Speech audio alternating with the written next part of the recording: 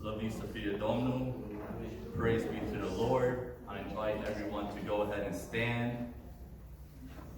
And I'm going to be reading a couple of verses out of Psalm chapter 40, in which I'd like us to meditate on these words, and we're going to go into a prayer. And this prayer that we're going to go into is going to be a prayer in which we're going to ask the Lord for Him to be present in this place. I've said it many times before, and I'm going to continue to say it each and every single time. If we gathered over here just to pass a little bit of time, it's worthless. It's pointless. But if we gathered here because we want to meet with the King of Kings and with the Lord of Lords, I believe with all my heart that He will be present. And I believe with all my heart that where the power and where the presence of God is, there's transformation in that place. There's healing in that place. There's forgiveness in that place. And there's mercy found in that place. In Psalm chapter 40, I'm going to read it in Romanian and in English from verse 1 until the first part of verse 4. In Romanian it says, Îmi pusesem nădejdea în Domnul și El s-a plecat spre mine și mi-a ascultat strigătele. M-a scos din groapa pieririi, din fundul mocirei.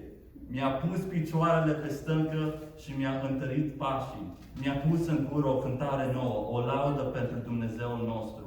Mulți au văzut lucrul acesta, s-au temut și s-au încrezut în Domnul. Ferice de omul care își pusese încrederea în Domnul. In English it says, I waited patiently for the Lord, and He inclined to me. He heard my cry. He also brought me up out of the terrible pit, out of the miry clay, and set my feet upon a rock. And He established my steps. He put a new song in my mouth, praise to our God. Many will see it and fear, and will trust in the Lord. Blessed is the man who makes the Lord his trust. Amen. Haideți să mergem în rugăciunea aceasta și ca și cum am spus, să mergem și să-i chemem prezența Lui să fie în mijlocul nostru. El să fie prezent aici, puterea Lui să fie prezent aici. Poate stăm și ne gândim că putere vine în câți oameni suntem. Și așa se gândește toată lumea. The larger the army, the more power that you have. But I want to tell you, based on the Word of God, the Bible says, where there are two or three, I am there. It doesn't matter how many we are. If the power and if the presence of the Lord is in this place, things will move, things will happen, and things will change. So haideți să mergem înaintea Lui și să ne rugăm și să spunem, Doamne, fii Tu prezent aici. Doamne, vorbește Tu. Doamne, stai Tu la masă cu noi. Doamne, vrem să fim alături de Tine. Vrem să avem parte cu Tine. Și Domnul să ne binecuvinteze pe toți. Amin. Dear Heavenly Father, we come before You, Lord God.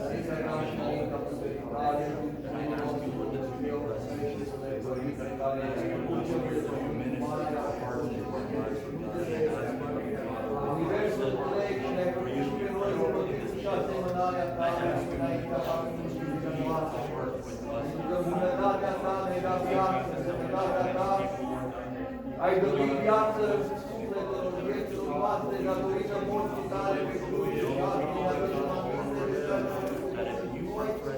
și binecuvântăm numele Tău pentru marea Ta îndurare, pentru marea Ta jertfă, pentru marea Ta iubire care ai arătat-o față de noi. Ai spus să ne iubești, Doamne, rugărită de iubești, în lumea noastră, Hristos Domnul, ca să moară locul nostru, să moară pentru păcatele noastre, Domnul, fără de legile noastre.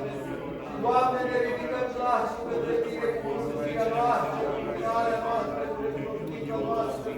Vrem să ne stăm numele Tău. Suntem atât de vrem și ne știi, Tu ai știut de la început și o să fii în ziua de azi aici.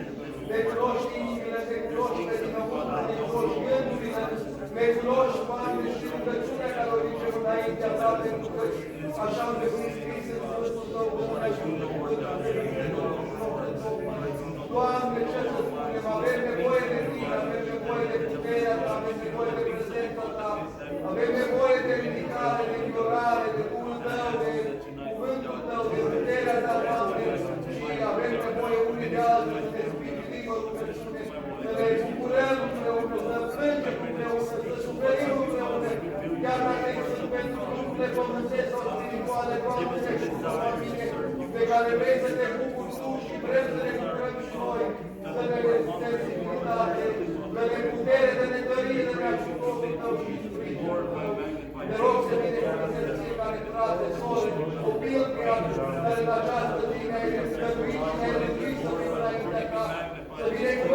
putere de la Tine, cu cuvântul Tău, Iisus, le violezi Tu, cu puterea care o ai, Doamne, și să violezi sufletele noastre, Duhul din noi, Doamne, să te laude pe Tine, să simțim prezența Ta, să simțim bucuria Ta, Doamne, și să ne bucurăm pe Tine, pe cuvântul Tău, de minunile Tale, de îndurările Tale, Doamne, Dumnezeule, fiind slăvit și cuvântul Tău.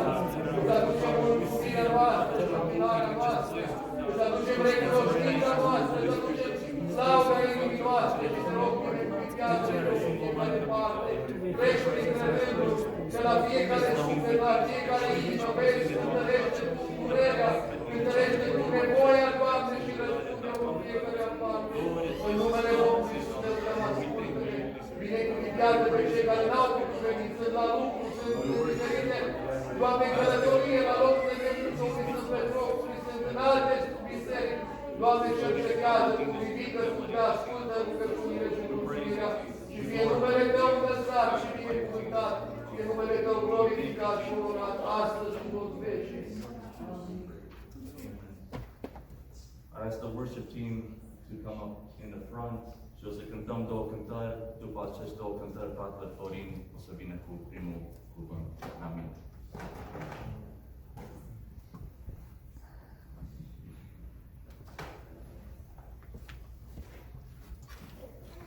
Putem sta jos, dacă vreți.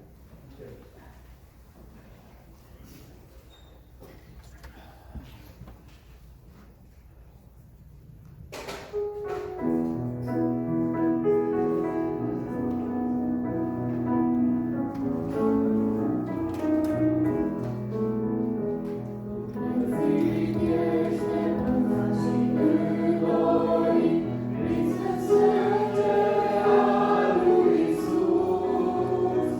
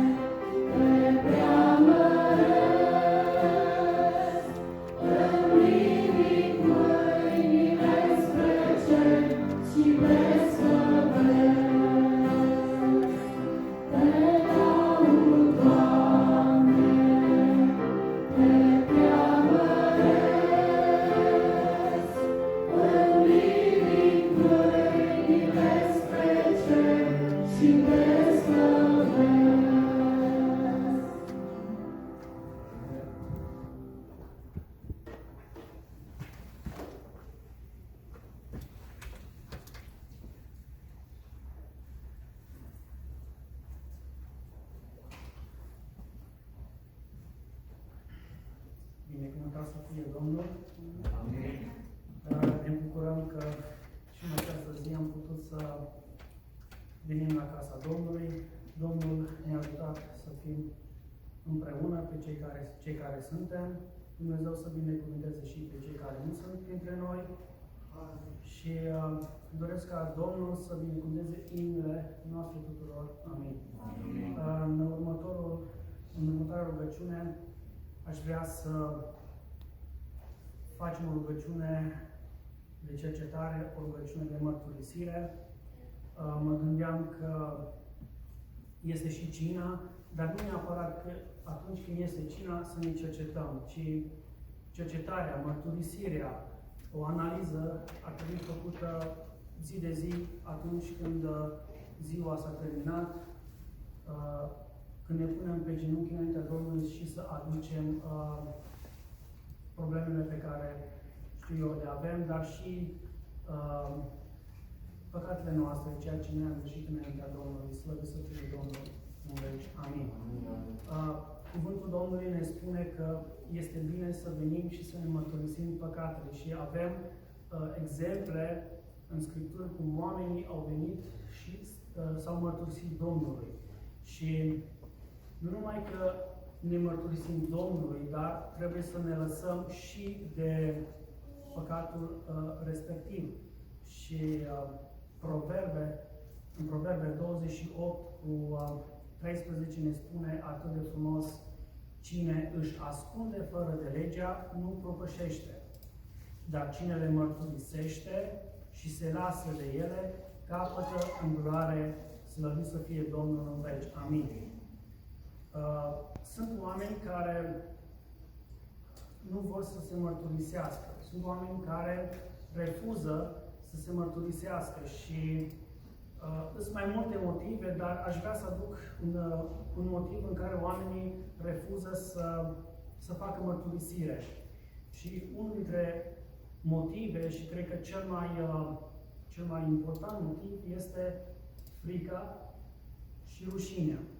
Și dacă ne uităm în Geneza, în capitolul 3, cu versetul 10, cu toții știm acel pasaj în care Adam și Eva au mâncat din fructul interzis. Domnul vine și cheamă pe om și îl întreabă: unde ești? Și cuvântul Domnului ne spune, el a răspuns: ți-am auzit glasul în grădină și mi-a fost frică.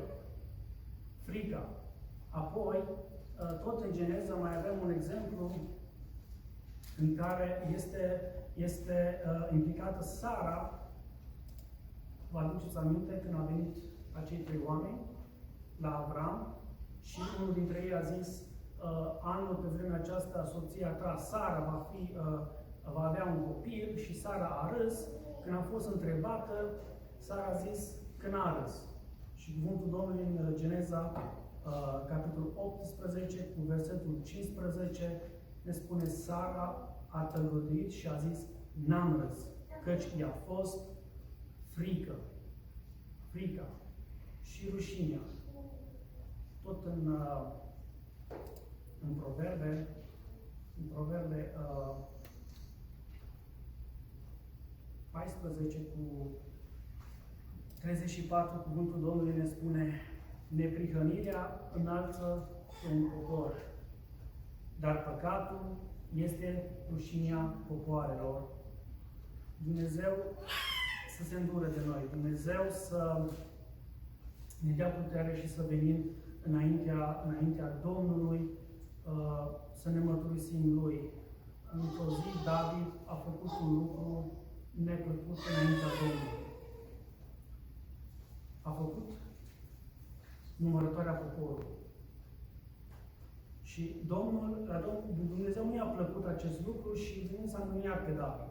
Însă David, cuvântul Domnului ne spune, văzând pe îngerul care lovea pe popor, a zis Domnului: iată că ce-am păcătuit. Eu sunt vinovat. Atitudine. Eu sunt vinovat. Atunci când păcătuim, atunci când greșim înaintea Domnului, trebuie să luăm atitudine și să ne asumăm greșeala, să ne asumăm păcatul.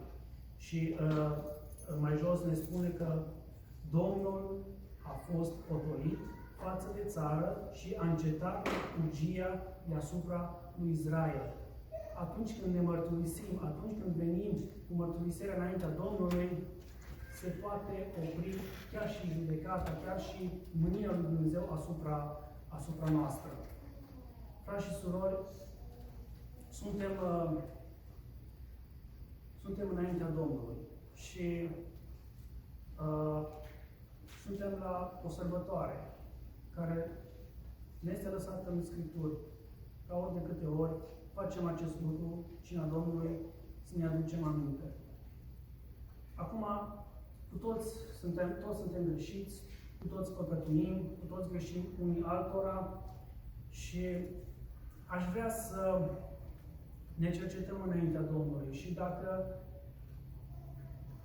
dacă ai greșit față de cineva sau cineva ți-a greșit față de tine, pune mâna pe un telefon și sună.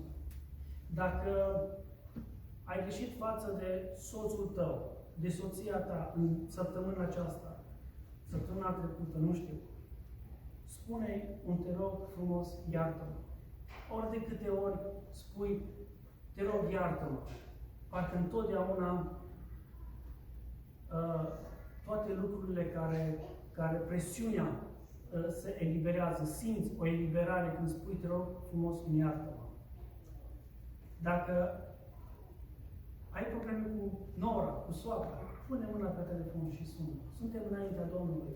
Și știu că foarte mulți spun că el mi-a greșit primul sau ea mi-a greșit prima și persistăm în încăpățânarea asta. Dar, frați și surori, cum scrie în Roman 5:8, pe când noi încă eram păcătoși, El și-a dat viața pentru noi.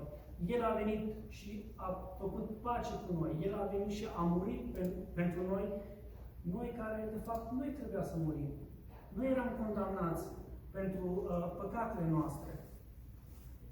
Domnul Iisus, într-un moment foarte critic, într-un moment foarte greu pentru El, era sus pe cruce și erau oameni care râdeau, care îl batjocoreau, care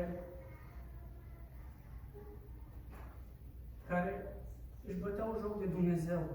Și el a avut puterea să spună, Doamne, Tată, iartă că și nu știu ce fac. Sau Ștefan, când ploua cu bolovani, cu pietre asupra lui, a zis, Doamne, nu le ține păcatul în seamă. Au avut puterea să spună lucrul acesta. Haideți să ne ridicăm în picioare, frați și surori. Nu este vorba cui a greșit primul. Și n-aș vrea să trec cu vederea de Psalmul 32, care cu toți îl știm. Și de obicei se citește la astfel de îndemn. Dar ce îmi place foarte mult la acest psalm este cum David începe acest psalm. David nu începe cum și-a mărturisit păcatul, David nu începe cu păcatul lui, David începe acest psalm cu rezultatul în urma mărturisirii lui. Și spune astfel, ferice de cel cu fără de legea iertată și de cel cu păcatul acoperit, ferice de omul căruia nu-i ține în seamă Domnul nelegiuirea și Duhul căruia nu este viclenie. Câtă vreme am tăcut, mi se topeau oasele de gemetele mele, necurmate. Căci zi și noapte mâna ta apăsa asupra mea. Mi se usca vlaga cum se usucă pământul de secita verii. Atunci ți-am mărturisit păcatul meu și nu mi-am ascuns fără de legea. Am zis, îmi voi mărturisi Domnului fără de legere și tu ai iertat vina păcatului meu. Amin. Frați și surori, atunci când venim sincer înaintea Domnului, Domnul iartă păcatul. Domnul iartă vina noastră. Aș dori să ne închinăm înaintea Domnului, fiecare individual, eu și Dumnezeu. Știm cu toții ce ne apasă, știm cu toții greșelile noastre, de aceea este bine să venim înaintea Domnului și să ne mărturisim Domnului. Amin. Înaintea lucrării tale și amintătate, în pregătitul de dragoste și cu Dumnezeu, Cel care ai făcut o substanță de viață de mare, Cel care făcut ureche și a trăgeat în amure. O, Doamne, Tu ai văzut, ai auzit. Ai văzut, Doamne, pașii noștri. Ai privit, Doamne, căile noastre. Ai auzit, Doamne, vorbele noastre. Și mai mult decât atât ne-ai văzut, Doamne. Ai văzut simțămintele și vedești acum, Doamne. Înaintea Ta și înaintea învățării Tale, vii și o alături de frații mei surorile cu care îndrăznim să ne ridicăm glasul înaintea Ta, nu pentru că suntem, ci pentru că Fiul Tău, Hristos Domnul, și-a dat viața pentru noi și prin sângele Lui ne-ai dăruit iertare. Îndrăznim în numele Lui să ne rugăm mai astăzi, de atâtea ori am știut iertare. De atâtea ori ne-a iertat și ești gata să ne ierți încă o dată. Și ori de câte ori venim și ne mărturisim, Doamne, că ești drept și sfânt și bun ca să ne ierți. Așa că este scris cuvântul Tău, căci cine se mărturisește că ești bun, că ești drept și ești Dumnezeu care dai iertare, Doamne, te rog, iartă-mă și pe mine, dreptul Tău, pentru neveghere, pentru cuvinte, pentru privire, pentru gândire, pentru tot ceea ce, Doamne, portă lăuntul meu s-a ascultat și n-am fost potrivit în vârful meu voicare. Te rog, Doamne, fă iertare înaintea Ta și iartă-mi glasul, iartă-mi privirea, iartă-mi gândirea, iartă-mi, Doamne, părerile poate mai înalte ce le-am avut față de mine, despre mine, Doamne. Te rog, iartă-mă de tot ce te-am supărat, te-am întristat. Ajută-mă să mă pot pleca în fața Ta cu umilință, cu smerenie, pentru că Tu ești Cel care te-ai smerit și ai părăsit slava cerească și ai venit să ieși, Doamne, un trup asemenea nouă și mai mult decât atât te-ai ascultat la toate păcatele noastre. Tu Cel Sfânt, Tu Cel fără păcat, Tu Cel care ai fost Dumnezeu adevărat, Dumnezeu adevărat. Nu te-ai dat înapoi să vii pe pământul acesta pentru mine și pentru întreaga lume. Binecuvântat să-ți fie, Doamne, fă și mie trecere înaintea Ta, așa cum te rog să faci fiecare dintre noi trecere înaintea Ta. Doamne, ridică-ne stare, dă-ne cuvinte de laudă, dă-ne cuvinte de credință, Doamne, acolo unde vedem greșeala noastră, neputințele noastre, îndură-te de noi și ne fă trecere înaintea Ta. Iartă-ne nepăsarea, deseori stăm nepăsători față de ceea ce vrei Tu de la noi, Doamne, să spunem mai mult despre Tine, să trăim mai mult voia Ta, Doamne, față de semenii noștri, ca să se cunoască pe pământ calea Ta și numele Tău să fie înălțat în numele noastre. Te rog, iartă-ne, Doamne, iartă-ne dacă ne-am rușinat de Tine în vorbă, în privire, în discuțiile ce le-am avut unii cu alții, Doamne. Te rog, Doamne, fă-ne trecere înaintea Ta și ne dărește iertare. La iartă-ne, Doamne, n-am înțeles și am luat poate în timp ușurat din cuvântul Tău, iar realizare pentru noi. Iartă-ne, Doamne, și pentru aceasta. Fă-ne trecere înaintea Ta, Cel care ți-a învins mâinile pentru noi. Cel care, Doamne, ți-ai dat viața pentru noi, Doamne, ca să avem viață. Ai milă și de mine, ai milă de mine, și îndură-te, Doamne. Îndură-te de unul fiecare în parte. Te rog și pentru portul meu, pentru copii, pentru nepoți, pentru cei care, Doamne, se duc, Doamne, din portul nostru, Doamne, fără trecere înaintea Ta, fără putere de pocăință, putere de întoarcere spre Tine, și fie numele Tău înălțat, și fie numele Tău binecuvântat, și fie numele Tău glorificat, astăzi și în toți vecii, să binecuvântăm, îți mulțumim pentru toate și pentru toate.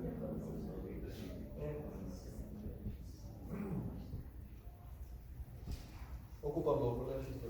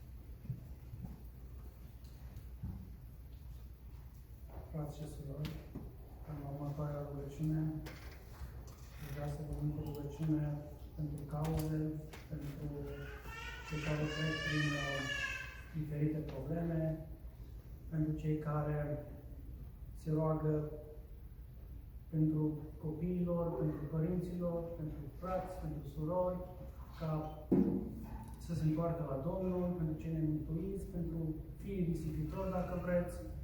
Dumnezeu este acela care ascultă rugăciunile și Dumnezeu este acela care vindecă, care întoarce la El, este acela care este ajutorul în nevoile noastre, slăvit și binecuvântat să fie numele Lui. Mă gândeam cu ce să vin înaintea voastră ca să vă motivez la rugăciunea pentru cauze. Și vă spun sincer că pur și simplu nu știam. Și mă gândeam să ne aducem aminte cum Domnul a lucrat în viața noastră. Să ne aducem aminte cum Domnul a fost acolo în necaz, a fost acolo când nimeni nu era lângă tine, lângă mine, dar El a fost acolo pentru tine și pentru mine. Slăvit să fie Domnul. Cuvântul Domnului spune în Psalmul 116, niște versete foarte frumoase, foarte dulci.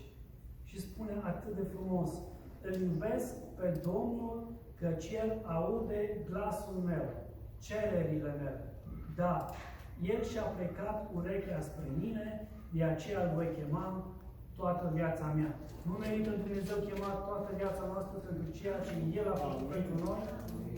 Nu merită Dumnezeu slăvit, lăudat toată viața noastră, pentru că El a fost acolo, singurul care nu ne-a lăsat, a fost Domnul. Dacă ne punem nădejdea în oameni, în prieteni, la un moment dat, vom rămâne singuri.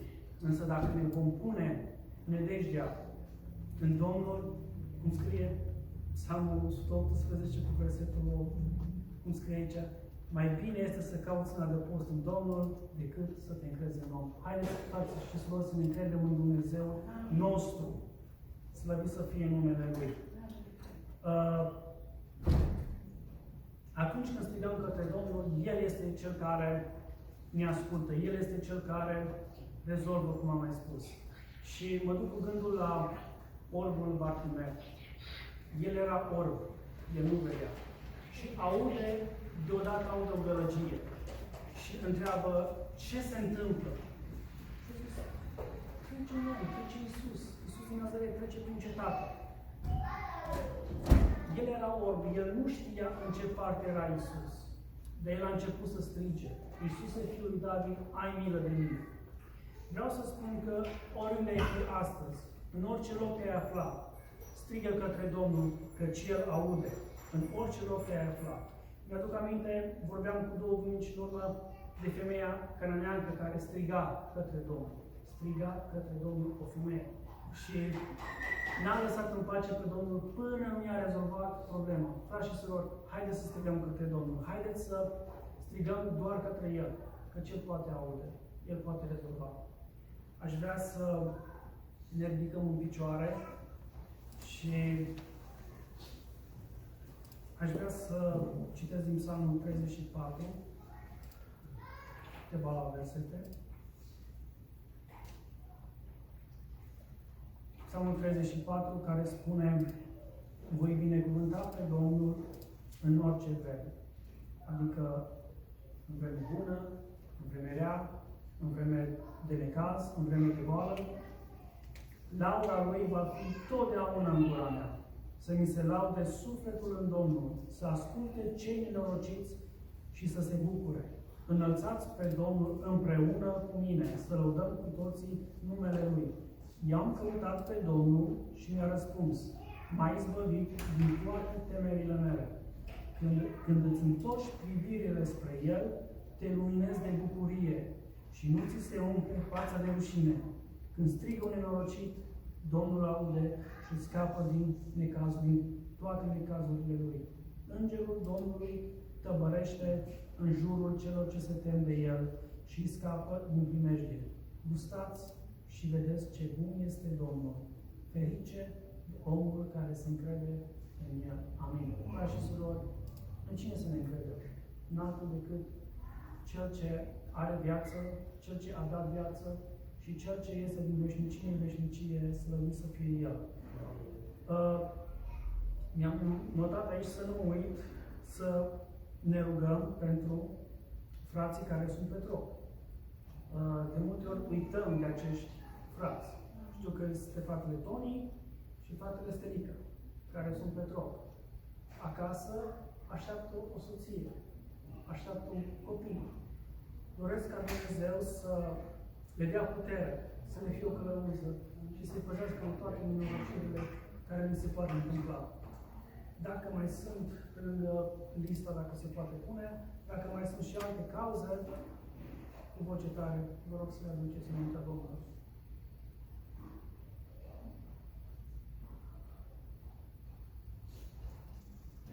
Știu că Cosmin a pus pe grupul de WhatsApp nepot, Luca, Dumnezeu să se îndure. A zis că e mai bine, însă Dumnezeu să lucreze. Știu că noi am pus cu Chloe, o fetiță de 2 ani, e mai bine, dar Dumnezeu să se îndure în continuare și să aibă minte. Da? Să ne rugăm pentru Zlata Max, să Zlata Mocan, ca Dumnezeu să-și facă lucrarea. Dumnezeu să-și facă lucrarea. Să fie pace. Amen. Să ne rugăm pentru familie. Familia, diavolul cu familia a început și încearcă tot timpul să distrugă familiile. Să ne rugăm și pentru copilașii care sunt acolo. Ca Dumnezeu să binecuvânteze. Dacă nu mai sunt alte cauze, ne trecem capetele și ne rugăm Domnului. Amin.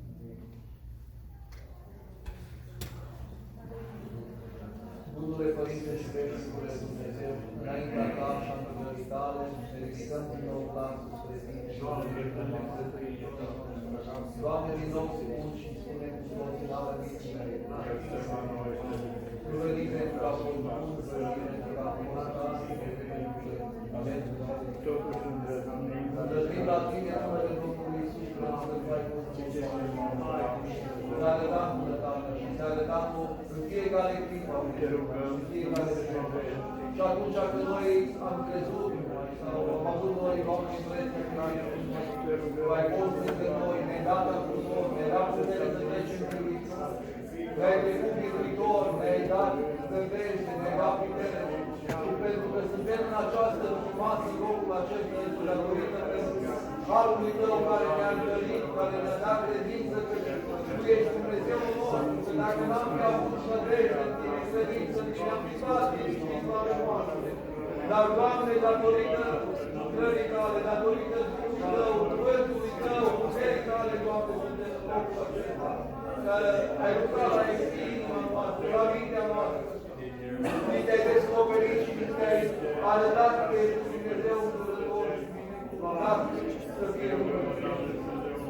Aducem înaintea Ta fiecare familie în parte, așa cum am amintit, ne rugăm pentru frații care sunt la lucru în ziua de azi și pentru fratele Stănică să-l păzești, să-l păzești și pe el să se află și călătoria lui și lucrul lui, să-l păzești cu mâna Ta puternică și cu brațul Tău tare, de binecuvânt soția, copiii, să binecuvânt părinți, adunătorii, Doamne, să binecuvântezi pe Rahela, să dai putere copiilor, Doamne, și să te înduri de ei, Doamne. Te rugăm pentru toți frații, începem din copilul nostru, altă săptămână, dar dorim ca mâna Ta, ochiul Tău, să fie peste oportunitatea. Binecuvântează pe cei care sunt disponibil. Binecuvântează pe cei care au nevoie de vindecare trupească și mai rugat pentru poporul și, Doamne, să desăvârșești lucrarea ca gura părinților să mărturisească că Tu ești Dumnezeu care te-ai atins, că ești singurul Dumnezeu care dai vindecare, Doamne, și ai, Doamne, putere să rostești cu cuvântul Tău picior în nevoie noastră de aducem înaintea Ta și ceilalți frați, Doamne, de sora Dorina, continuare să se duce lucrarea cu ea, să o întărești, să dai putere în numele Lui Iisus, să binecuvântezi, Doamne, pe ceilalți frați care au nevoie de îndurarea Ta și copiii mei să-ți aduci aminte de ei, Doamne, pot răutăților, pentru a el starea și situația în care o știe așa de bine. Nu știu cum să mă rog, nu știu ce să-și cer ca să voia Ta să se împlinească și să poți striga de bucurie pentru puterea ce mai striga, putere din lucrurile Dumnezeiale, Doamne, și să voia Ta să adu-ți aminte, Doamne, și îndură-te și ascultă, Doamne, binecuvântează și Doamne, binecuvântare, rupe legătură celor și de putere și binecuvântează brațele aici cu care strigăm către Tine, Dumnezeu glas. O, Doamne, atâteau să-ți spună și poate numai să strigă către Tine. Îndură-te și ascultă și Iisus, Cel care ai cântărești și cântărești. Mâna Ta orice durere, orice neființă, ascultă rugăciunea și binecuvântele la Tine, ascultă-ne glasul de Tine și binecuvântele și sfârșește-ne numele Lui Iisus.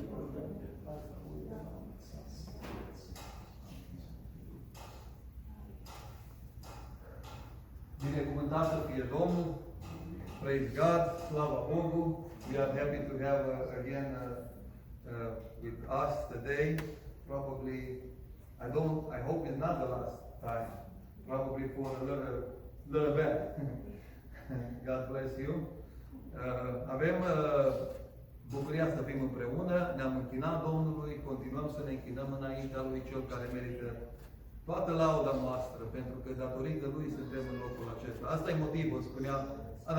Primul motiv care este Hristos, Domnul, binecuvântat să fie numele Lui. Vă rog să ocupați locurile. După Felicia, soția mea, spunea să punem pe WhatsApp că avem cina. Prima duminică din avem cina. Dacă vrei Florin sau End să punem acolo, să ne aducem aminte. Haideți să folosim WhatsApp-ul, nu mă luați, mai glumesc și câteodată, să folosim WhatsApp-ul și pentru un verset. El a spus un verset, am postat și eu săptămâna asta, spun că nu postez des, dar era unul dintre motivele pentru care îl iubim pe Domnul, că El ascultă rugăciunea. Iubesc pe Domnul că El ascultă cererile mele, glasul meu. Se pleacă spre noi, s-a plecat spre noi, binecuvântat să fie Domnul. Amin. Poate să facem așa prin rotație, și surorile și frații, că dacă începe unul să posteze fiecare luni dimineața, mâine, când se crapă de 10, punem un verset acolo și atunci fiecare spune, s-a întâmplat 10 ori, acum parcă am fost mai obosit. Domnul să ne binecuvinteze. dăm loc, sora Florica va slăvi pe Domnul cu o cântare și Rahela, dacă putem anunța surorile, copiii, să slăvească pe Domnul, îi vor da și lor loc și după punctele care sunt pentru, eu zic puncte greșit, slujbă, și ei fac o slujbă, și copiii fac, și copiii dumneavoastră, și nepoții dumneavoastră, și copiii fac slujbă înaintea Domnului. Când îl lăudăm pe Domnul, nu e un punct ca să ocupăm până la ora 5 sau la ora 6 sau unde. Este o slujbă înaintea Domnului și dăm atenție și lor că transmit un mesaj de laudă, poate ne vorbește Domnul printr-o cântare, printr-o poezie, prin oriceva și îl binecuvântăm pe Domnul. După slujbele care le vor face și sora Florica și copiii pop, surioarele, au două cântări și o poezie, poate le împărțim, dar dacă ei merg la Sunday School din nou, poate merg toate punctele, cum găsiți voi cu care. Și după vom asculta un mesaj din fratele Andrew în limba engleză, Domnul să ne întărească și nouă să ne deschidă inimile. Amin.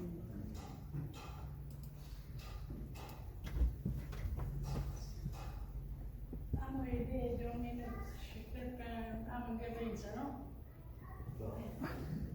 Mă gândesc că ar fi bine să acceptați să își spună fiecare cum s-a întors la Dumnezeu, puteți zice 15 minute.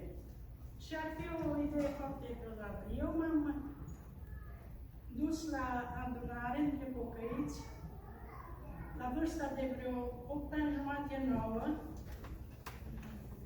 Mama mea vitregă și sora mea vreau să meargă la adunare la pocăiți. Fiecare avea motivul ei. Nu bun, neapărat. Și eram martie și pe mine vreau să mă lase, era seara, să mă lase în casă singură. Numai ce murise tata și mi-era urât să fiu singură în casă. Dar nici încălței nu aveam de iarnă. Era martie, oricum a fost în noroi și bine, el o să stai în casă. După ce s-a depărtat un pic, el a mers cu lompașul. M-am dus și eu, așa cum am fost. Cu o singură rochiță pe mine, m-am dus după ele. Și era adunarea la un frate care nu avea copii și s-a adunat și din satul meu și din celălalt sat. Și poate o să aveți ispita să nu credeți. Dar vă spun că spun adevărul. Deci n-aveam 9 ani jumate, nici vorbă. Tot ce s-a citit acolo, mi-a rămas în gând, în cap. Toate cântările care s-au cântat, pot să vi le spun și astăzi. O citit că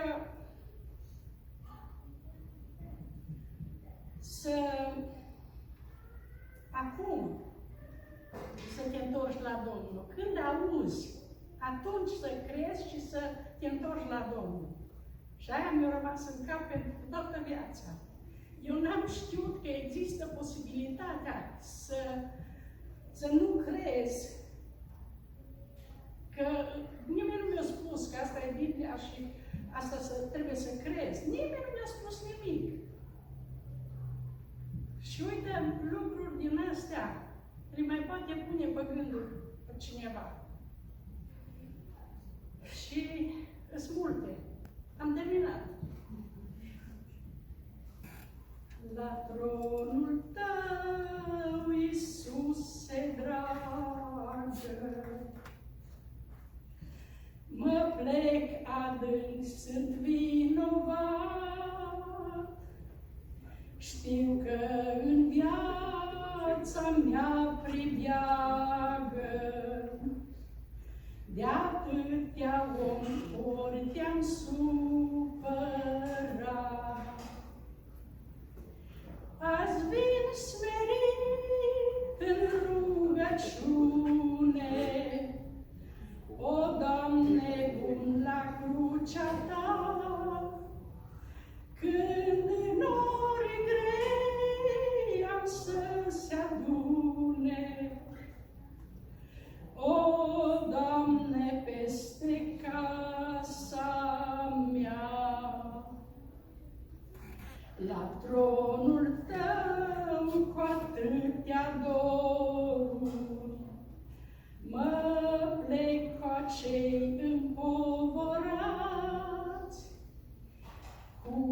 cei bolnavi, săraci și singuri, ca cei ce plâng nemângâiați.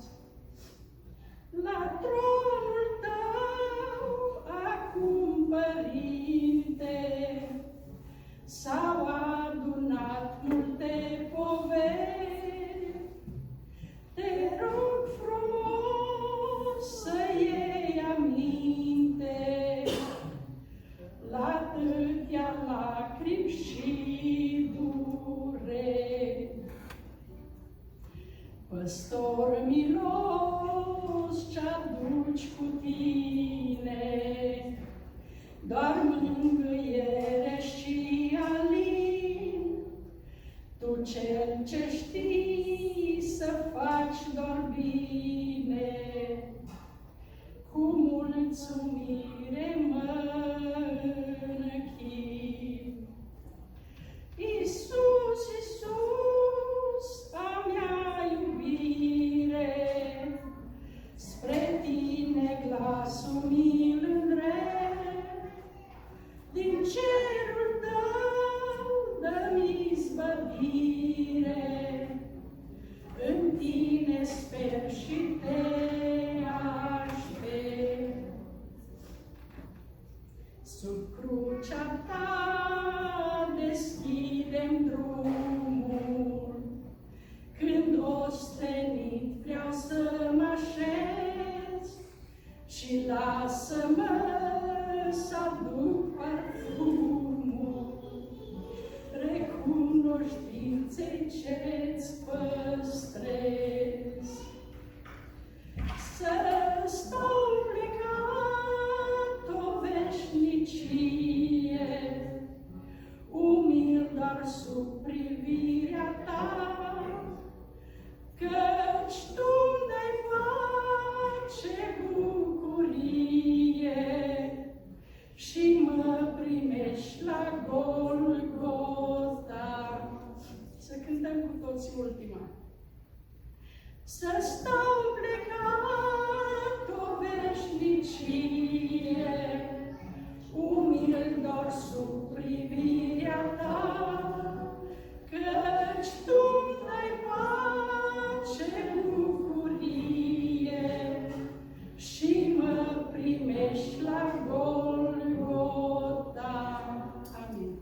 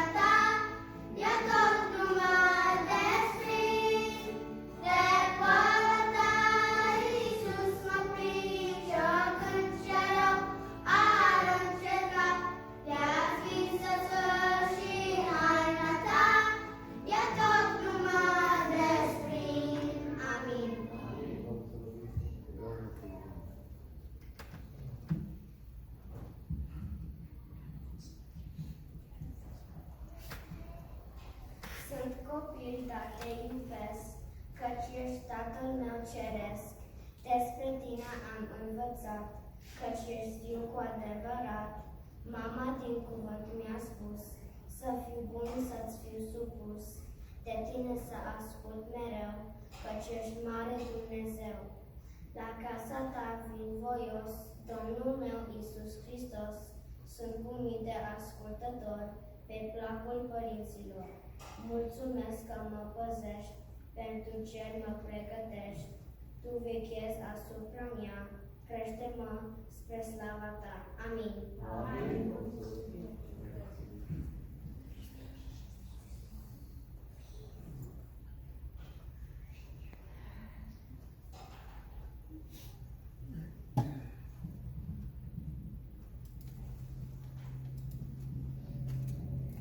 Cer și mare și pământ, proslăvesc spre cel preasfânt, al cel ce le-a creat în univers. El e Domnul domnilor, e Dumnezeul creator, ce le conduce în toate al lor mers. Pentru tine el domnește în cer și pe pământ, de el ascultă astrele ce sus. Măreț e Domnul, acel ce le-a creat, el a creat și omul, ce nu l-a ascultat.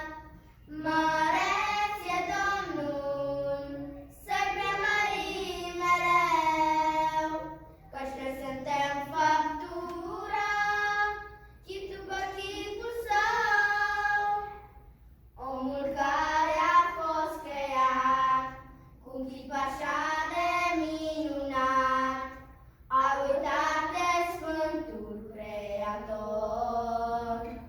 Dreapta Sfântul Dumnezeu i-a trimis pe Fiul Său, să plătească vina tuturor. Se cuvine să-i dăm slavă Fiului iubit, pentru prețul care l-a plătit.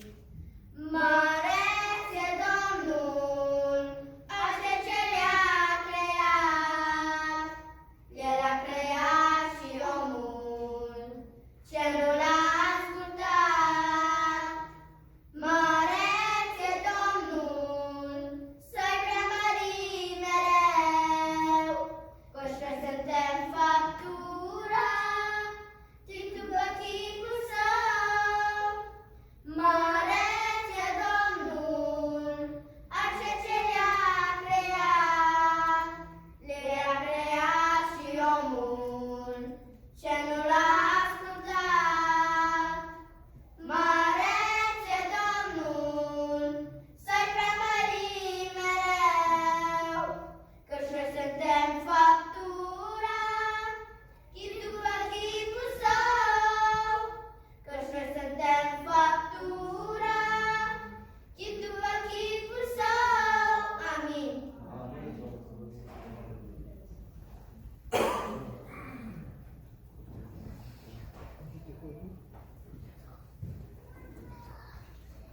Praise the Lord. Many months ago, someone, I'm not going to say their name, came up to me and said, Andrew, I really wish that you wouldn't speak in English so much.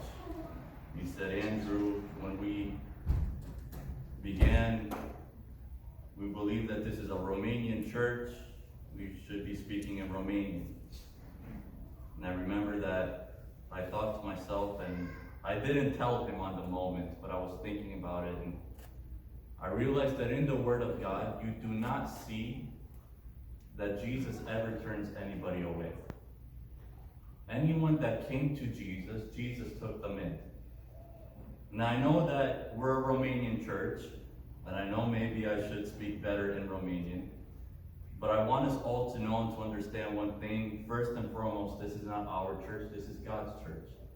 And I know that it says Agape Romanian Church of Jacksonville, but most importantly, this is God's church in Jacksonville. And the moment that somebody comes into our church, whether they are Romanian, whether they are American, whether they're Hispanic, whether they speak Romanian or English, it is our duty as a church to always be there, to always be ready and prepared to preach the Word of God. And so that's why today, this afternoon, I know that we have some more that speak the English language, and so we thought it would be a good idea to speak in English, and that way, whether you're Romanian, whether you're Slavic, whether you're American, whatever your nationality is, for all of us to be able to hear and to walk forward with the Word of God. Amen. I remember just a couple of days ago, actually about maybe a week to 2 weeks ago, Azariah comes home with an envelope. And in this envelope, there was his pictures from Picture Day. And I remember when I was younger, my dad would say that there's no one as cute as us kids in the whole church. And obviously, when I was younger, I was like, of course there isn't. But now I know and I understand that he said that because we were his kids. How was he going to say someone else's kids are cuter than his? It's not going to happen, you know? And so when I got this envelope and I saw that it was on the countertop, I opened it up and I see the cutest face ever. It's Azariah doing his best, trying to smile the best that he can, probably not even understanding exactly what's going on, but the one part that got to me the most, and I even looked at the picture today, the funniest thing is that he looks so good and so proper, except his hair. I don't know what happened, but he has a little tufa. He has something, just a couple of strands sticking out on the side of his head. And when you look at it, you can't help but așa. In Romanian, you say, oh, săracul de el. You know, like, oh, ce milă ai. He's such a cute little kid, and almost everything inside of you breaks apart when you see him.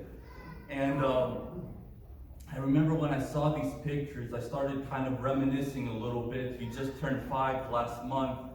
And so I looked on my phone, I looked on Eunice's phone from pictures of when he was a baby, from when he was a newborn. I just remember scrolling through these pictures, and I can see from when he was a couple of months old to when it was his bath time, to when he got a little bit older. In Oregon, there was a place that we would go to, Sun River. And I know Felicia, she remembers this. Azariah was a little baby sitting at the table, and he had a peach in his hand. And he didn't even have teeth, but the way he was eating this peach, trying to eat this peach, and we were recording this going on, it's all of these memories came back. The innocence of this child, the cuteness of this child. And in Matthew chapter 7, the Bible says something very interesting. It's Matthew 7, verse 9, 10, and 11. The Word of God says this: or what man is there among you who, if his son asks for bread, will give him a stone? Or if he asks for a fish, will give him a serpent? If you then, being evil, know how to give good gifts to your children, how much more your Father who is in heaven? If I, Andrew, can look at my son and I feel such a love, such a dragoste, such a compassion, just how cute and small and innocent he is. And the Bible says, if you being evil know how to do this, imagine how much more your God.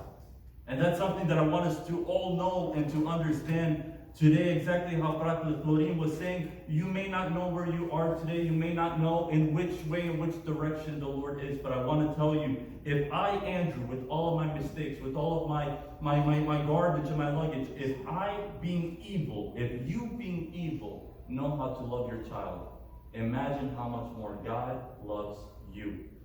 Today I want to take a little bit of time and I want to talk about what does it mean to be a child.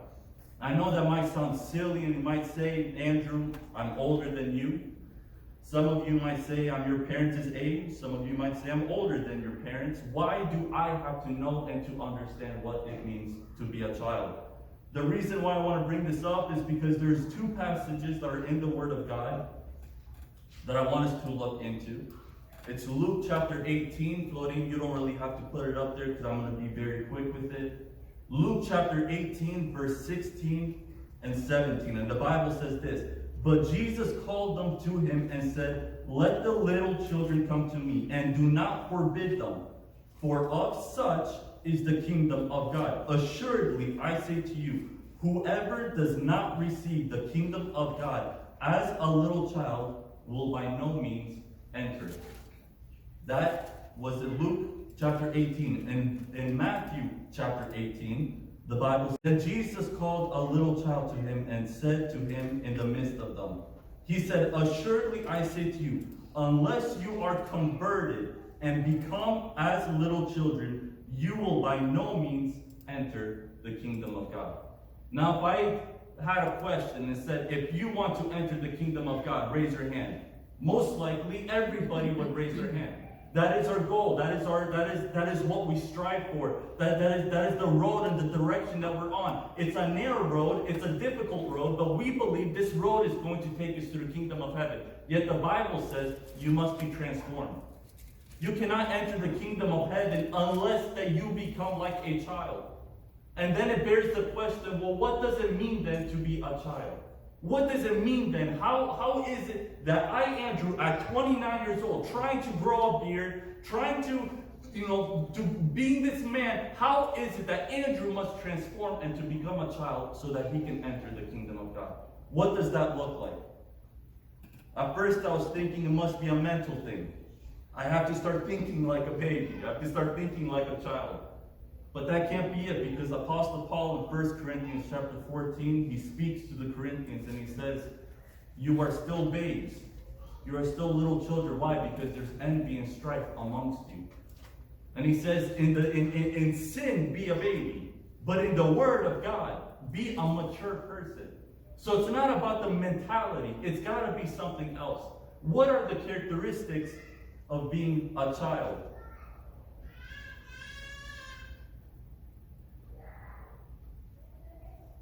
When Azariah first was learning how to swim, he would not get into the water unless I was there with him or his mother was there with him. He wouldn't jump in the water unless he saw us. I never showed him, I never explained to him, I never told him anything for his little mind to think if daddy and mommy are there, it's okay for me. There was something instinct inside of him in which he knew that if my mom and my dad are there, I am going to be safe. When we bought our house last October, we were given a 1-year type of warranty. If you have an issue with the house in this 1 year, someone can come in to take a look at it and to fix it. And I remember just a couple of months ago, right before our warranty was ending, I took a ladder and I put it up in the garage so I can go take a look in the attic. I just wanted to make sure the roof wasn't leaking, wanted to make sure there was insulation. When I came back down, I see that Azariah, he starts going up this ladder. And I look at him and I say, buddy, I need you to be careful. And he's like, I will, Daddy. He goes up one more step, he goes up one more step, and part of me, being prideful, I'm like, okay, actually, let's see how high my son can go. Keep on going, Tati, keep on going. And so I see he takes another step, he takes another step. And I get to a point where he says, Daddy, no more, it's high. I said, I know, Tati, it's high, but take one more. He's like, no, Daddy, I'm scared. I said, there's nothing to be scared of, Tati. I'm right here. I'm not going to let you fall off the ladder. You just keep on going, keep on going, keep on going. And I remember that he started taking another step, and he started taking another step. And he kept looking at me, and I told him, keep going. Daddy's over here. Daddy's not going to let you fall. I'm going to be right here. And I saw he got almost to the very top. Eunice doesn't even know this. She'll talk to me after church. But he was getting up and up at the ladder, and he kept looking down, and he knew he can keep going higher and higher. Why? Because Daddy said that he's going to watch over me. Daddy said that he's going to protect me. Daddy said that nothing is going to happen and I'm not going to fall. Why? Because Daddy is there. The first characteristic that a child has, a child trusts his father. The father doesn't have to show him. I don't have to show Azariah that he should trust me. There's an innate nature inside of a child that when he grows up with his mom and with his dad, there's an instinct. I trust my dad. I trust my mom. I know they're going to watch over me. I know they're going to take care of me. I know they're going to provide for me. The first characteristic that a child has is a trusting person. A child, that characteristic that he has, he trusts his parents. He trusts those that watch over him. In Psalm chapter 9, verse 10, listen to what the Word of God says. In Psalm 9, verse 10, actually, let's go to verse 9. The Lord also will be a refuge for the oppressed, a refuge in times of trouble. And those who know your name will put their trust in you. For you, Lord, have not forsaken those who seek you. The first characteristic that the Bible says, it says over here that a child is one that trusts. A child is one that when God, when our Father who is in heaven says, keep on going, I will watch over you. We believe it. That we know it. We believe that He's going to be right there no matter what happens. No matter what trial and situation we go through, we understand that we have one Father who watches over us. When I'm at work, I know that I have someone who watches over my family. I watch over my family. I'm a man who's a protected person. No one's going to mess with my family as long as I'm there. But the moment I'm gone, I know I need my Father to watch over them. When I pray, when I leave the house, every morning that when I leave, I go and I'll check on Ezra and I'll say a prayer and say, Lord, when he goes to school, I don't know what's at school, but I know that you're going to be there.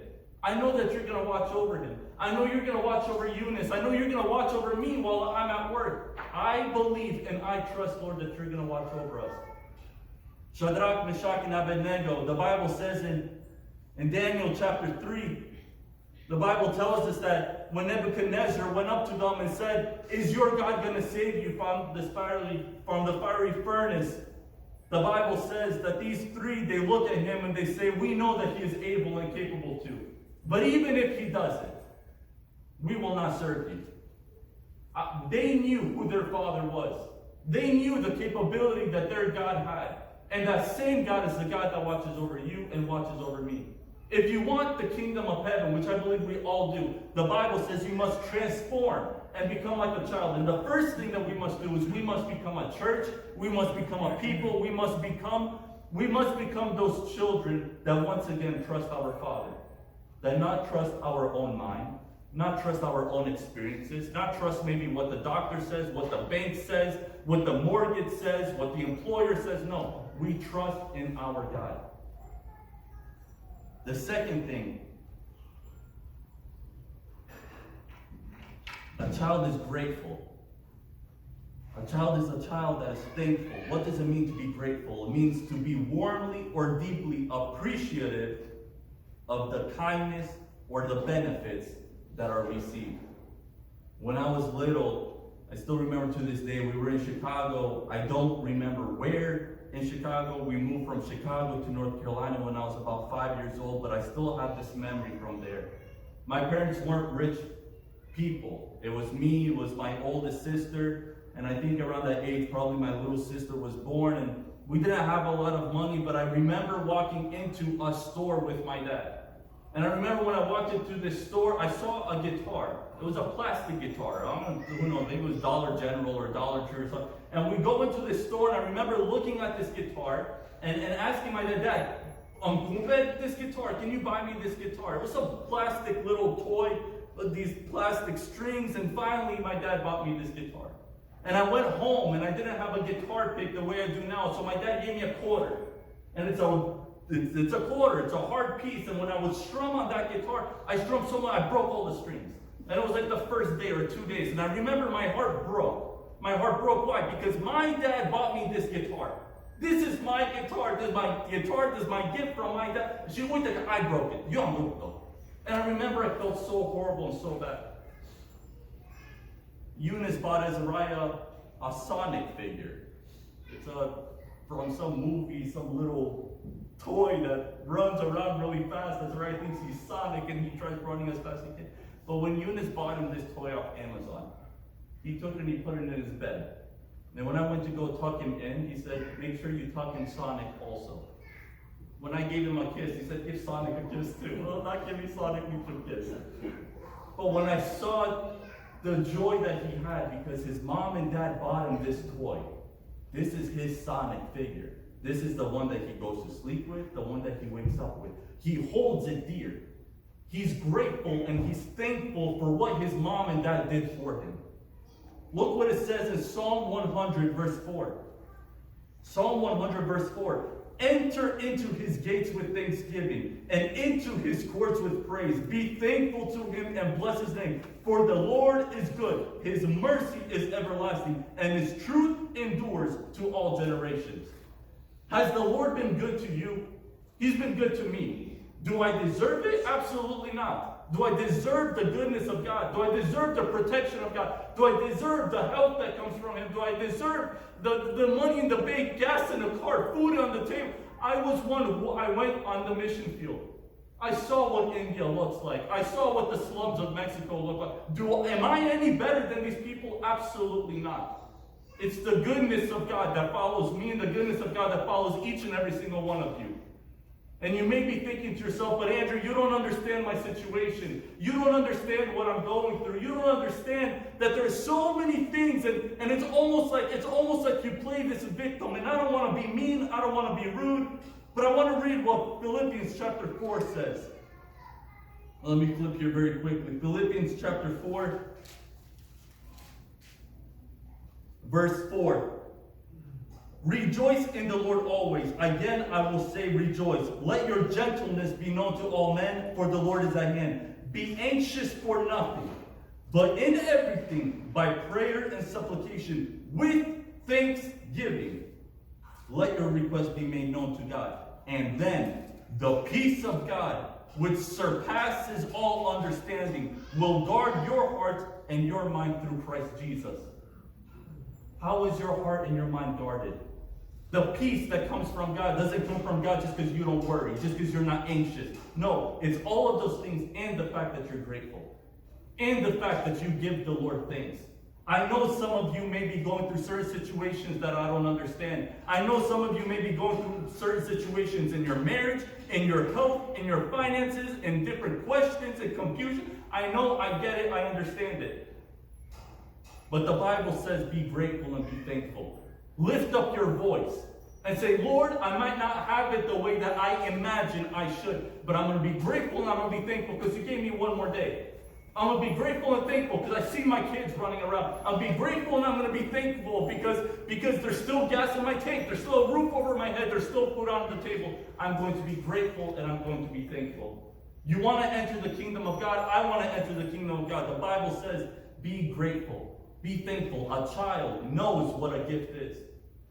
And not only what God has done for you and done for me in terms of materialistic, but in terms of the fact that he gave you and I salvation. He gave you and I a second chance. And many, many of us, myself included, more than a second chance. More than a third chance and a fourth chance and a fifth chance. And continues to give me and all of us another chance, another chance, another chance. Glory be to his name. The first thing was, a child is one who trusts his parents. The second one is a child that is grateful. And the third and the final one is a child. A characteristic of a child is one who just wants fellowship. When I come home from work, I don't have to make any noise. I just open the door and I can already hear, Daddy! Runs across the entire house and comes and gives me a hug. Because I was working so late the last couple of days, probably the last 2 weeks, I was coming home very late because of work and because of school. And every night that I would go and tuck Ezariah in, if he was still awake, he would say, Daddy, stay with me.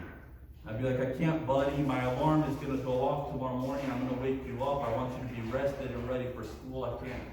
He said, Daddy, let's have a sleepover. I said, you know what? Here's something. This upcoming Friday, we'll have a sleepover, just me and you. Daddy doesn't work on Saturday. I'll shut my alarm off. We can stay up, do whatever you want. You want to watch a movie, we'll watch a movie, popcorn, ice cream, whatever. A sleepover. Daddy and son. And so what do we do this past Friday? I go and I get his mattress from his room. And I bring it into the living room. And I put his pillow and I put my pillow. And I put our blankets and we stayed and we watched, I don't know, some movie. And he was over there all excited, all these different things. Because he's having a sleepover. We go to bed, and in the middle of the night, I just feel something touch my arm. And I look over to him, and I see that he's awake, and he grabs onto my arm, and he says, I just wanted to see if you're still here. I was like, yes, buddy, I'm still here. And he goes back to sleep. Shimamda Siama, as a little kid, all he wants to know is that he's not alone. That his dad is still right next to him. that his dad is not going to leave him, that his dad is not going to forsake him. This little child, all he wants is just fellowship. Just wants to spend time with somebody. When you see a kid, when they all run together after church, just look around and you'll see all the kids. They'll come in through that and they'll just take off, just run everywhere. You won't see one kid stand by themselves. And if you do, you go up to them, wait, is everything okay? Why aren't you playing with the kid? It's normal. A kid wants fellowship. A kid wants to be part with somebody else. No one wants to be alone. 1 Corinthians chapter 1, verse 19. The Bible says, God is faithful, by whom you were called into the fellowship of his Son, Jesus Christ, our Lord. The fellowship that you seek, the fellowship that I seek, the acceptance that we seek, the desire for contact, the desire for just to be with someone, that is found in Christ Jesus based on this word. And it wraps up so perfectly because today we have China before us, the Lord's Supper. The Lord's Supper is a time of fellowship. Not just a time of fellowship, us as a church together, but one in which each and every single one of us are in fellowship with Jesus Christ. With what he did on the cross for you and what he did on the cross for me. The historians say that when the Lord was crucified, or just in crucifixion in general, I don't know if you've seen the movie Passion of the Christ. I've seen it, and the way that they beat him, and the way that they spit on him, and the way that they did what they did to him is nothing compared to what the historians say. There's history books and there's documents from the Roman times, from people who were eyewitnesses and wrote things down. And they said when Christ was up on that cross, they didn't know if it was still human or if it was animal. That's how much he was beaten, bruised, and abused for you and for me. And today, this same Jesus that didn't need to die for you and didn't need to die for me says, I did this, why? So I can have fellowship with you. Glory be to his name. 3 characteristics of a child. The first one is a child trust. I don't know where you are today. I don't know if you might be. Oftentimes, I am this way. I'm a very prideful man, unfortunately. Maybe it's just because I'm a man. I like doing things on my own. I don't need nobody's help. But today, the Lord is speaking to me and my family, saying, I need you to step back from who you are, and I need you to become a child again. I need you to trust in me. I know, Andrew, that you want to do things this way and this way, but I know a better way. I am there with you. I will always watch over you. Another thing that a child is grateful. He's thankful for what the gift that was given to him. There's a gift that was given to each and every single one of us in this place. Are you grateful? Are you thankful? Or do you still write down and say, Lord, thank you for this, but I still don't have this yet? Thank you for answering this prayer, but this one isn't answered yet. Or do you say, Lord, whether you answer them or whether you don't answer them, I'm going to praise your name and glorify your name because I am nobody. I'm a nothing. The Bible says I'm just a wind. I'm just a vapor. I'm nothing. And yet, up in heaven, you still have an eye on me and on my family. And I will glorify and magnify your name for that. And the last and the final thing is a child just wants fellowship. A child wants to know that their father is there. And today, the word of the Lord speaks to us and says, I am there. Come and have fellowship with me. I'm right here. When you take a piece of this bread and when you drink of this juice, you will have fellowship with me. It is the Lord's Supper. And may the Lord bless us and speak to each and every single one of us. Amen. Binecuvântat să fie Domnul pentru timpul ce îl petrecem înaintea Lui, pentru că El este prezent, nu ne lasă niciodată, este cu noi. Și noi, ca și niște copii ai Lui, adevărați copii, ne încredem și credem în cuvintele Lui. Scria Apostolul Ioan, atunci când Domnul Hristos le vorbea despre trupul Lui, despre sângele Lui, că dacă nu bea cineva sângele Lui și nu mâncă din trupul Lui, nu are viață. La un moment dat, parte din ei care ascultau, care au avut poate o experiență a minunilor care Domnul le-a făcut, au zis că vorbirea asta e de prea de tot și au plecat.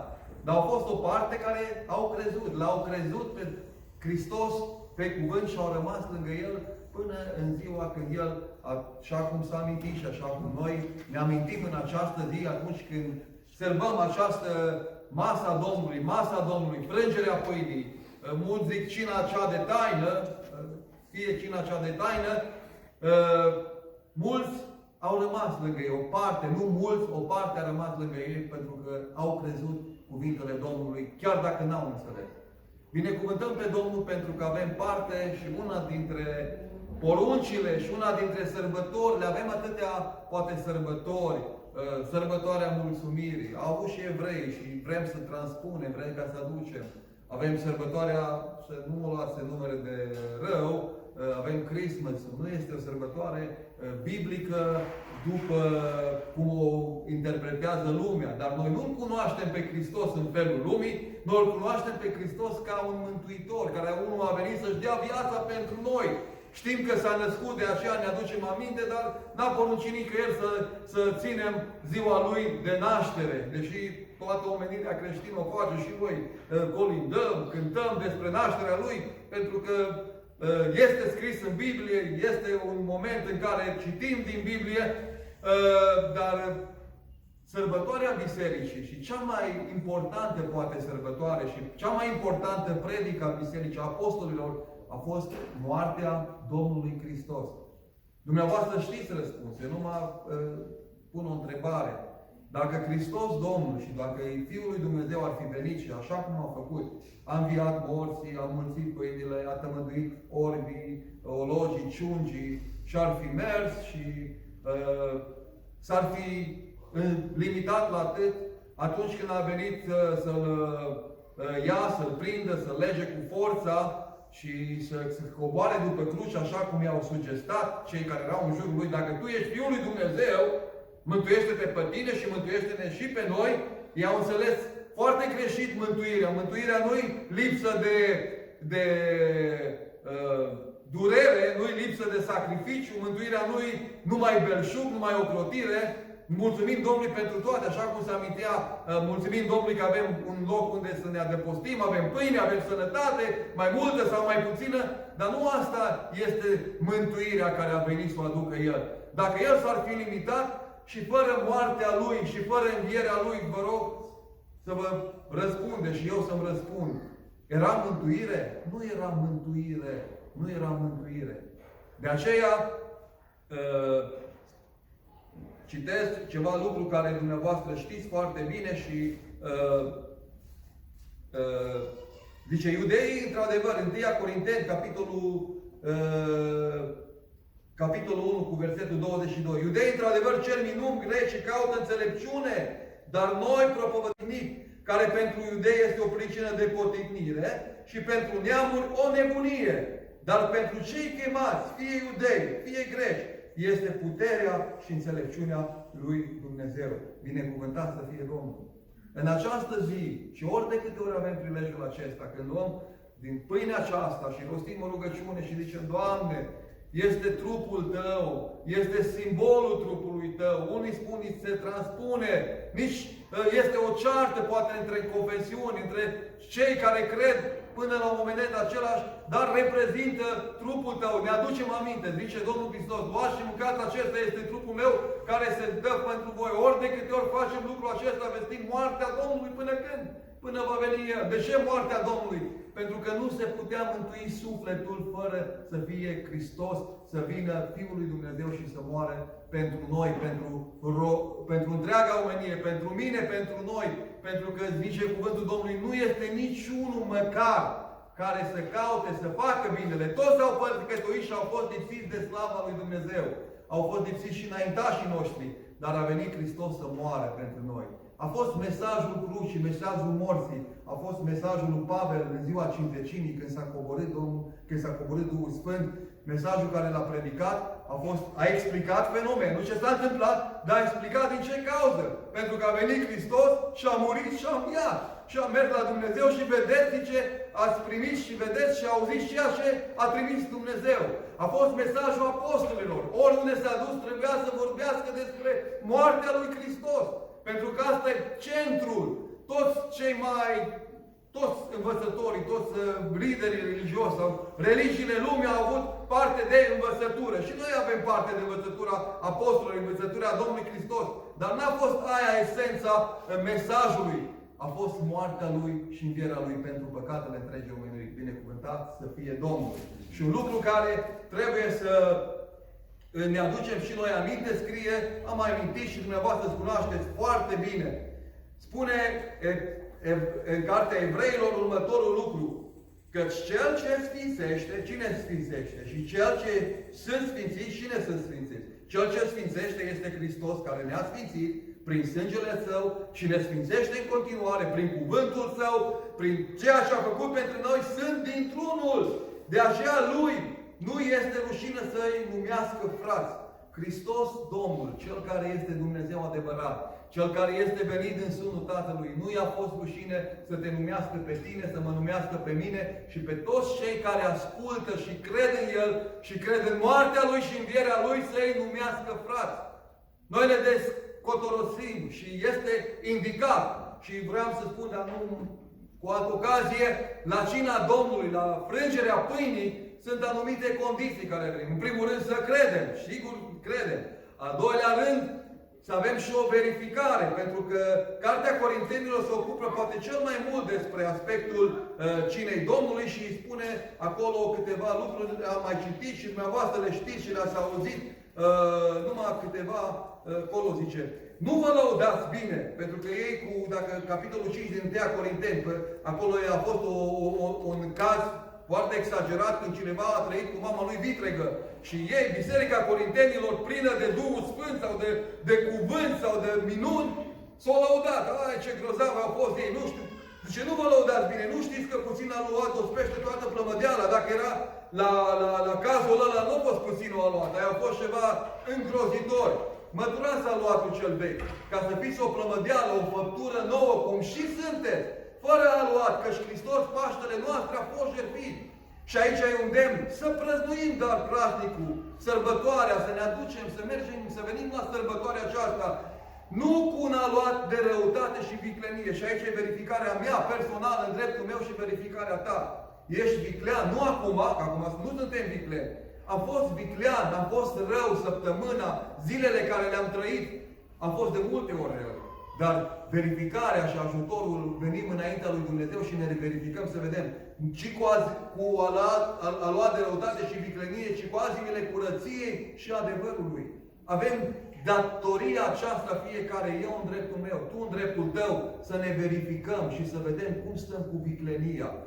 Cum stăm, zice, că acolo spune, zice, aluatul ce vechi, într-o ipostază când a vorbit Domnul Hristos cu ucenicii ei, zice, au crezut că au vorbit cu ei din cauza că au luat să ia pâini și era o evangelizare și de el le vorbea, zice, de învățătura fariseilor și saducheilor, care este aluatul fățărniciei.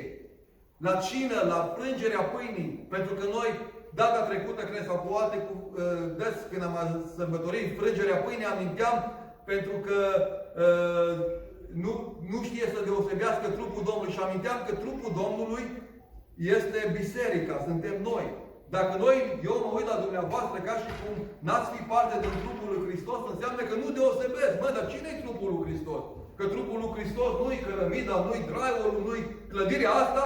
Trupul lui Hristos e fratele, sora, fratele, sora, fratele, sora, toți care suntem. Noi suntem trupul lui Hristos. Și la cina Domnului și la frângerea pâinii, noi care suntem mulți, suntem un singur trup cu El. Paharul binecuvântat care îl binecuvântăm nu este părtășia cu trupul lui Hristos și pâinea. Nu este cu sângele Lui paharul și pâinea, nu este împărtășire. Noi care suntem mulți alcătuim un singur trup. Capul e Hristos, trupul e biserica. Cine e biserica? Frate, soră, frate, toți. Și la cina Domnului suntem toți un trup. Toți îl iubim pe El, toți îl așteptăm pe El, toți îi așteptăm venirea, pentru că biserica este în așteptare și pentru că El ne-a spus și Corintenilor le spune să avem grijă și la viclenie, să avem grijă și la fățărnicie, să avem grijă și la moralitate, pentru că nu suntem păziți dacă nu luăm armele care ne le-a dăruit Dumnezeu. Ce ne-a dăruit Dumnezeu? În primul rând ne-a dăruit iertare la Golgota, că a murit pentru păcatele noastre și în locul nostru. Al doilea lucru ne-a dăruit cuvântul, al treilea, sau cum vreți dumneavoastră, ne-a dăruit Duhul Sfânt. Și trebuie să ne înarmăm cu să ne dorim puterea, să ne rugăm, să-i cerem ocrotire. Nu-i cerem numai ocrotirea aceasta fizică, îi cerem ocrotire și peste gândurile noastre. Dar dacă ne ocupăm cu altceva, dacă lăsăm ochii noștri să alerge în altă parte și nu ne ațintim privirile în cuvântul și dreptarul lui Dumnezeu, foarte ușor cădem. Putem cădea foarte ușor. Și atunci, aici sunt iare anumite lucruri, zice, vă scriu în epistola mea să n-aveți nicio legătură cu curvarii. Însă n-am înțeles cu curvarii lumii acesteia, sau cu cei lacom de bani, sau cu cei răpăreți, sau cu cei ce se închină la idol, fiindcă atunci ar trebui să ieșim din lume.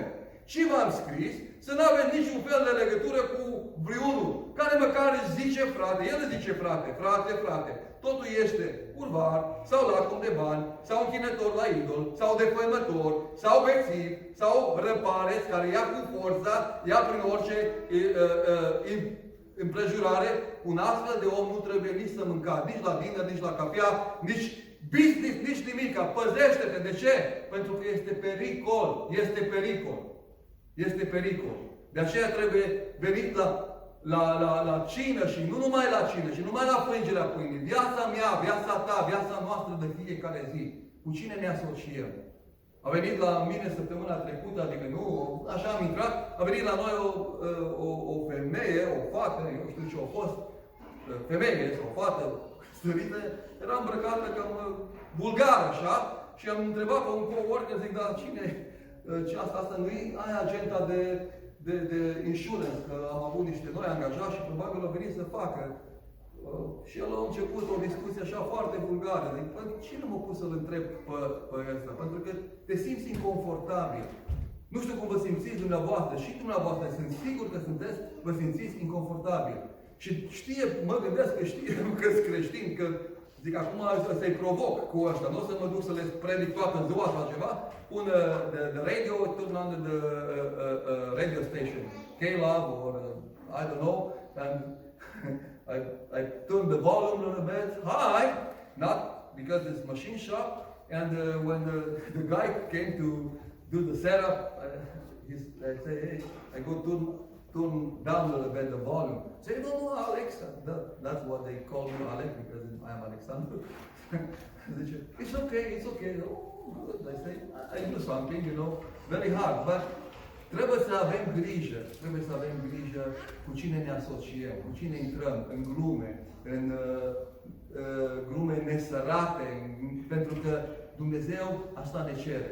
Închei cu cuvintele acestea și este timp de cercetare. Nu numai cearta în familie sau necearta în familie, că eu cred că suntem chemați la pace și suntem în pace în familie noastre, cu copii, nu numai, dar sunt alte lucruri care, dacă urmăriți în Cartea Corintenilor, care zice, așa cum am citit, nu este nici să mâncați. Cu cine?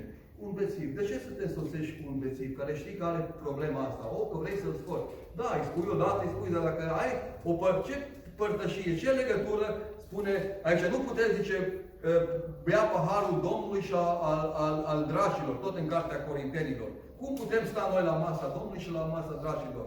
Și veți spune, poate, dar Domnul Hristos nu sta. Da, o sta cu vameșii, o sta cu curvele, dar s-o văzut. Dar când, după prima, după a doua, dar nu sta toată ziua și o mers și o bătut, și o sta, și o insista și unul nu a vrut să ia. O mers și cei care ori ascultat, cei care s-au predat, cei ori primi mântuire. E foarte periculos. Și bazat în cuvântul lui Dumnezeu trebuie să fim atenți, foarte atenți la viața noastră, la partea aceasta a curățirii care atârnă de noi. Dumnezeu ne curățește cu sângele Lui, ne curățește cu cuvântul Lui, are atâtea metode prin care, dar partea noastră trebuie să ne o facem noi ca să avem o libertate și să avem un beneficiu, pentru că spunea cineva în gândul meu, între o sândă și binecuvântare la cina Domnului este o linie foarte subțire. Dacă venim vicleni și am fost vicleni, dacă am fost și suntem răpare, suntem lacom, putem veni la cina Domnului, că nimeni nu știe cât ziua de lacom. Nu știe nimeni. Numai într-o împrejurare. Poate Dumnezeu descoperă că cât sunt eu de lacom față de aproapele meu, față de aproapele. Și este o linie foarte subțire, în care dacă nu veghem, am putea să ne luăm spre o sândă, nu spre binecuvântare. Dorința voastră, dorința mea, dorința noastră este ca să luăm, ca să avem viață. Să luăm ca să avem părtășie și să avem vindecarea Lui, să avem mântuirea Lui. Pentru că dacă mâncăm și stăm la masa Lui, spune că vom sta cu El odată în veșnicie. Zice, cine nu mănâncă trupul meu și nu bea sângele meu, nu are viața în El. Vă aduceți aminte că una dintre poruncile care au rămas pentru biserică și pentru Vechiul Testament le-a spus la evrei, zice să nu mănânci sângele animalelor. De ce? Pentru că în el este viața.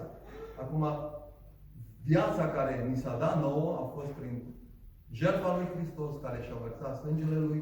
Viața care o primim, în mod simbolic, în mod cum vreți dumneavoastră, este că El s-a jertfit pentru noi, a murit în locul nostru și a înviat pentru că am fost socotiți neprihăniți. La botez, amintea fratele Ștefan din Cartea Domnului, zice, astăzi asistăm la ce? La o îngropare. Tot și la botez. Și se aduce aminte de moartea Domnului. Că am fost îngropați împreună cu El. De ce a fost îngropat Domnul? Pentru că a murit în locul nostru și pentru noi. Haideți să ne ridicăm înaintea Domnului. Fratele Andrew va face rugăciune pentru pâine și eu mă voi ruga pentru rodul visei și vom trece la actul cinei Domnului și Domnul să ne dea îndrăzneală, pentru că nu este o oprire. Deci așa să mâncați din pâinea aceasta. Le scria și le spunea la Corinteni, în care voi citi câteva versete, zice Corinteni, căci am primit de la Domnul ce v-am învățat, și anume că Domnul Iisus în noaptea care a fost vândut, a luat o pâine și după ce a mulțumit lui Dumnezeu, a frânt-o și a zis, luați, mâncați, acesta este trupul meu, care se frânge pentru voi, să faceți lucrul acesta spre pomenirea mea. Frate Andrew, te rog să ieși, să răstești rugăciune și noi toți vom însoți. Dear Heavenly Father, I come before you, Lord God, and I take this bread, Heavenly Father, that for us is just a regular bread, God. But Heavenly Father, the moment that you touch it, it becomes your body, Jesus. The body that was shed and broken for each and every single one of us, God. I ask you at this time and moment, Lord, that you transform this bread, Lord. And I pray, Heavenly Father, how the scripture says, through your stripes, Heavenly Father, we are healed. I pray, Lord, that the moment that we touch this bread, God, that there be a divine healing that comes only from you, Jesus. I pray, Heavenly Father, that you strengthen each person, Heavenly Father, that is going to reach out their hand, that you encourage and you uplift, Heavenly Father. I pray, Lord, there are some here, Heavenly Father, that might be weak. There are some here, Heavenly Father, that might not have the power to make another step. But in Jesus' mighty name, we pray and we believe, Heavenly Father, that through this bread, Heavenly Father, they will rise again, Heavenly Father. They will walk again, not because of our strength, but because of what you did on that cross for us, Lord. I pray that you bless this bread, Heavenly Father. I pray that you bless each and every single individual in this place, God. And I ask and I pray, Heavenly Father, your name to be upon this, Lord. Not my name or Dorin's name, this church's name, but your name, Heavenly Father. The King of Kings and the Lord of Lords, the Alpha, the Omega, the one who has died, but the one who has resurrected and is now at the right hand of the Father, Lord. We can only do what we can, Heavenly Father, as mere individuals, as mere humans on this earth, Lord.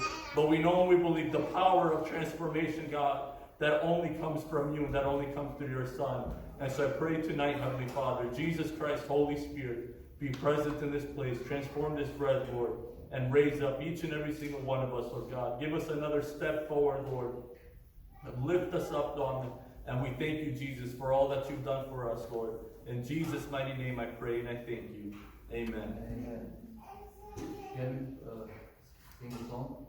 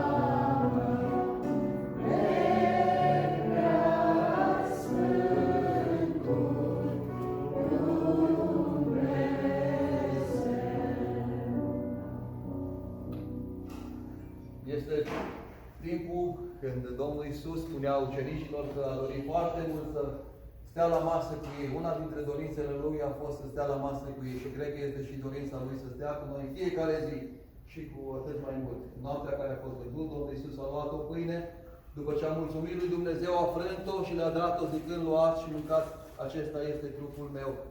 Trupul Lui care s-a jertfit, care s-a frânt pe cruce pentru noi. În noaptea în care a fost vândut, Domnul Iisus a luat o pâine, după ce a mulțumit lui Dumnezeu, a frânt-o și a dat-o zicând, luați și mâncați, acesta este trupul meu. Ori de câte ori facem lucrul acesta, vestim moartea și suferințele Domnului până va veni El. În noaptea în care a fost vândut, Domnul Iisus a luat o pâine, după ce a mulțumit lui Dumnezeu, a frânt-o și a dat-o zicând, luați și mâncați, acesta este trupul meu. Ori de câte ori facem lucrul acesta, vestim moartea și suferințele Domnului până va veni.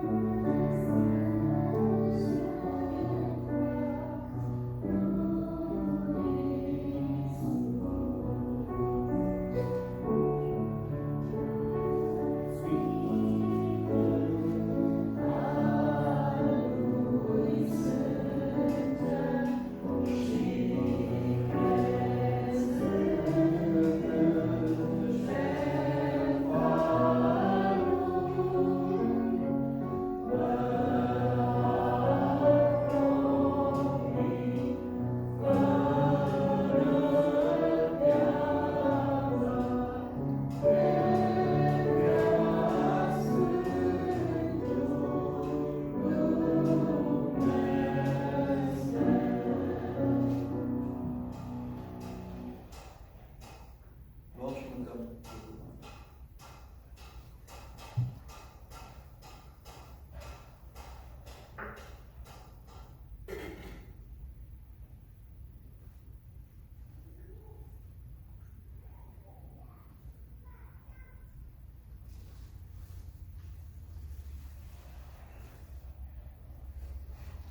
Citesc în continuare din cartea 1 Corinteni, de la capitolul 11, spune, tot astfel după cină a luat paharul și a zis, acest pahar este legământul cel nou în sângele meu.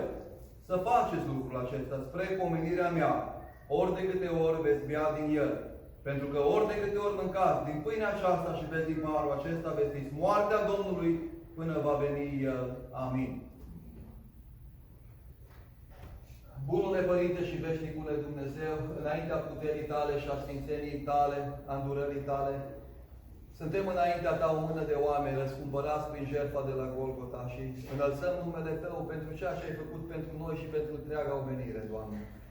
Dacă mulți nu văd lucrul acesta și n-au ajuns la cunoștință, îți mulțumim că nouă, celor neînsemnați, ne-ai deschis ochii inimii să putem cunoaște că Tu ești Dumnezeu, ni te-ai descoperit. Binecuvântat să-ți fie numele Tău. Te binecuvântăm pe Tine pentru marele har care ne-ai făcut. Ne-ai dăruit viață pământească, ne-ai dăruit sănătate, dar dacă n-am fi cunoscut harul Tău nespus de mare, harul Tău de la Golgota, harul Tău care, Doamne, L-ai arătat atunci când s-ai întins mâinile pe cruce, am fi fost cei mai nenorociți oameni. Dar datorită îndurării Tale, datorită milei Tale, datorită hotărârii Tale care ai făcut-o, ai bătut la ușa inimii noastre și ne-ai muiat inimile, Doamne, Te binecuvântăm că Ni te-ai descoperit, slăvit să fie numele Tău. Am înțeles căci ne-ai poruncit o sărbătoare și venim înaintea Ta cu sfială, poate cu emoții, poate am venit cât de multe ori am venit, poate de obicei, să ne vadă, poate biserica sau frații, dar în această zi venim înaintea Ta așa cum suntem. Și ne cunoști. Ne vezi că suntem greșiți deseori. Ne vezi că suntem slabi. Ne vezi că câteodată ni se duc puterile în jos și în credință. Dar Te rugăm pe Tine, nu ne lăsa, Doamne. Nu orice ar veni. Nu vor veni zile bune pe pământ, pentru că zilele vor fi rele și sunt rele și acum. Dar dă-ne puterea Ta, lasă Duhul Sfânt peste noi. Și dă-ne putere, Doamne, să putem ieși biruitori. Ai milă de noi, Dumnezeule.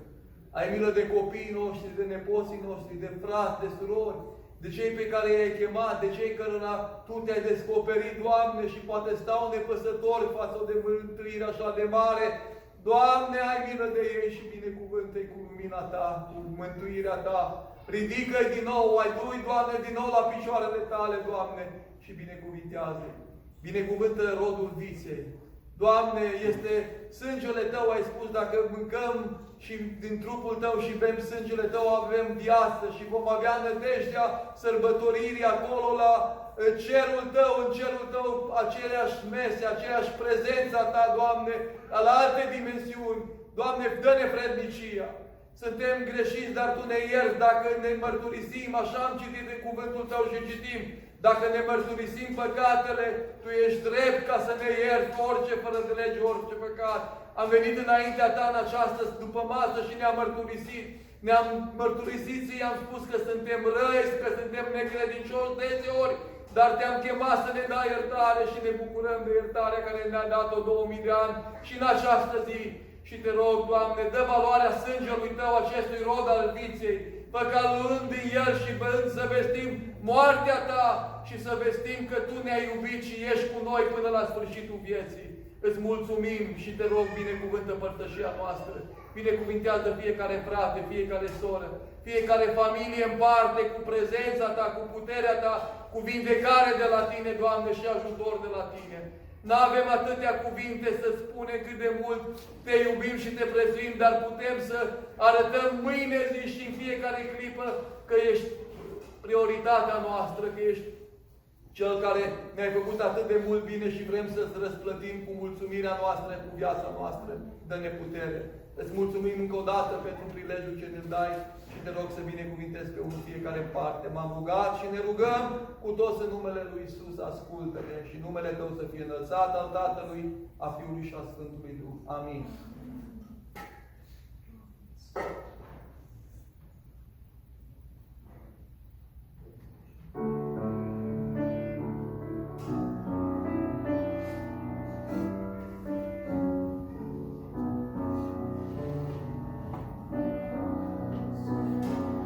Tot altfel în timpul cinei, Domnul Iisus a luat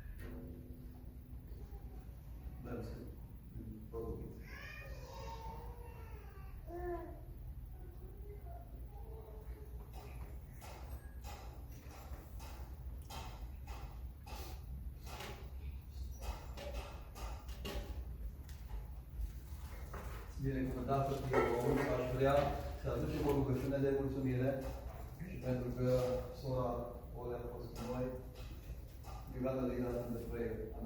Toată lumea, toți frații, probabil o să spună ei, poate, cred că m-ați plecat. Fie vă plecați spre Michigan, Domnul să-i binecuvânteze, să o plătească. Acum, sora, pentru slujbă și după aceea o m-am lăsat.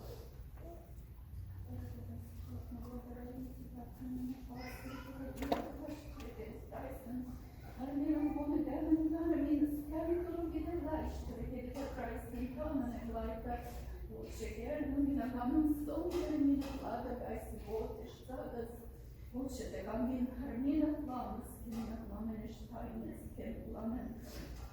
Кодереш тарамина, ачто идем мир, канен сканту, деда кайште ми раскадас, и что мы раскану, пламена прейкер, дерефейштес, Дочтам веремина каз, деревита флайтер мир, камина пламес, и дош термина пламес, канен кош, дерегейстен, пайна альт, парамидес, кейдо, арбеде фейстен,